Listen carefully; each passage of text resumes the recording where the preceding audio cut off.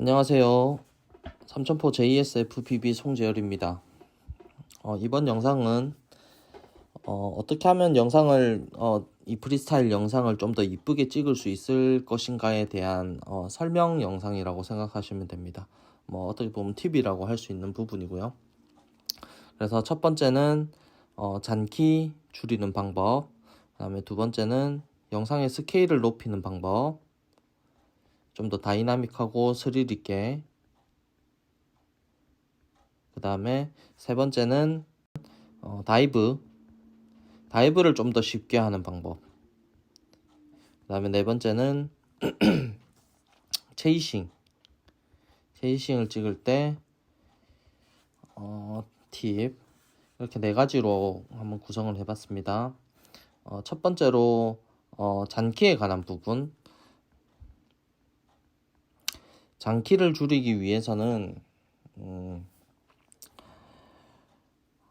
잔키가 생기는 이유부터 알아야 돼요. 잔키가 생기는 이유는 두 가지로 나뉠 수 있는데 직진을 하려고 할 때, 직진을 하려고 하는데 스틱감이 낮은, 스틱이 아직 적응이 안 된 거죠.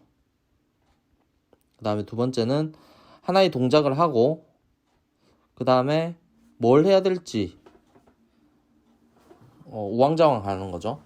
이렇게 두 가지로 크게 이유를 저는 둘 수 있다고 생각하는데, 일단 이 첫 번째 이유에 있어서 직진,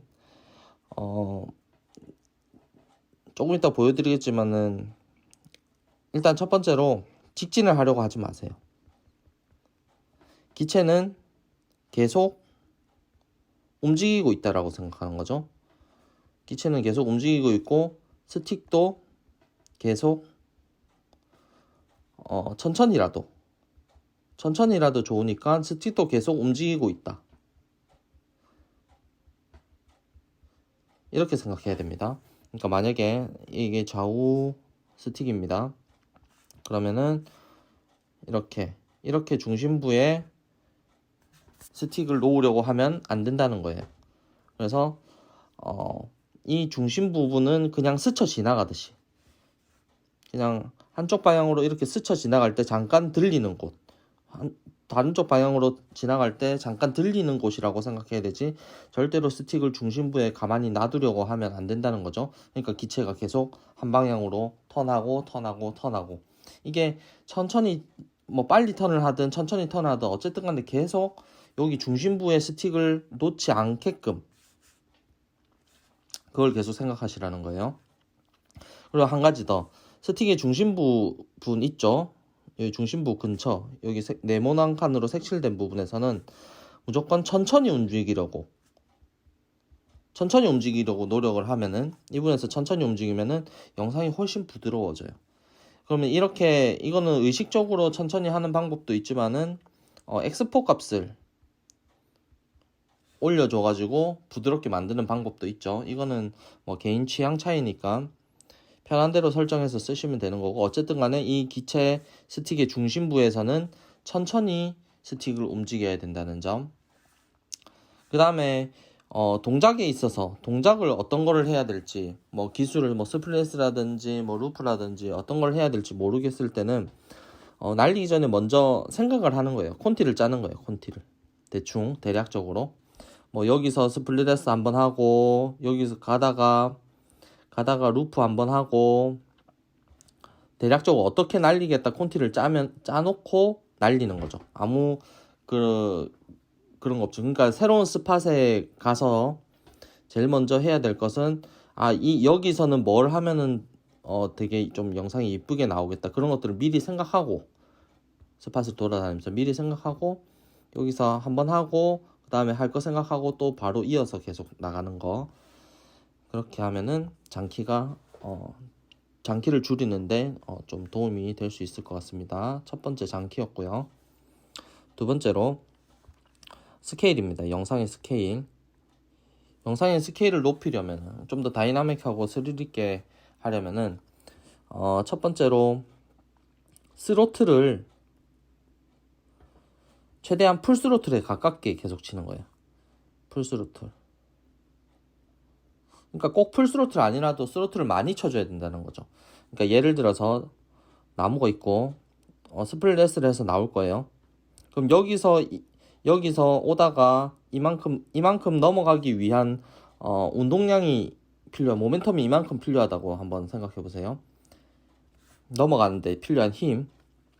초보분들은 보통 이렇게 천천히 올려서 이거를 충족을 시켜요. 그렇지. 스로틀을 천천히 올려가지고 여기 와서 이렇게 돌아서 나가는 거죠.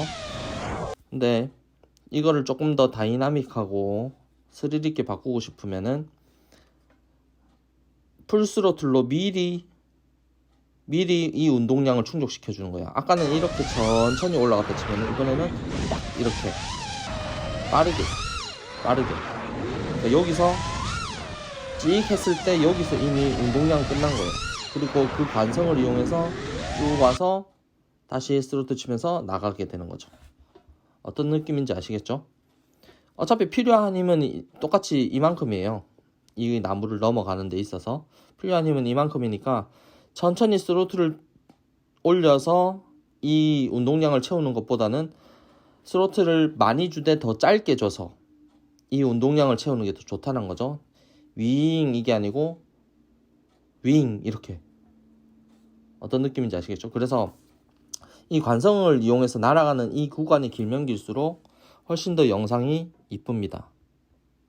그 다음에 두 번째로는 방금은 스로틀에 이제 관한 얘기였고, 그래서 스로틀을 최대한 스로틀을 최대한 많이 칠 수 있게끔 많이 치되 이제 짧게 쳐야 되겠죠. 이제 원래 치던 것보다는. 두 번째로는 이제 이거는 다들 아시다시피 근접해서 찍을 때 훨씬 영상이 다이나믹한, 어떤 비사체를 넘어갈 때 스플래시를 하나를 하더라도 나무를 스쳐 지나가듯이 하면 훨씬 더 이쁜 거고, 근접해서 찍어야 되고, 그 다음에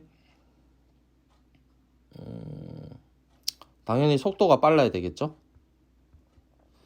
자, 근데 이 속도에 관한 문제도 조금 생각해 봐야 돼요. 속도도 어차피 보는 사람의 영상의 속도감이라는 것은 물론 진짜 빨라가지고 빠르게 느낄 수도 있지만은, 일단 액션캠이 고프로가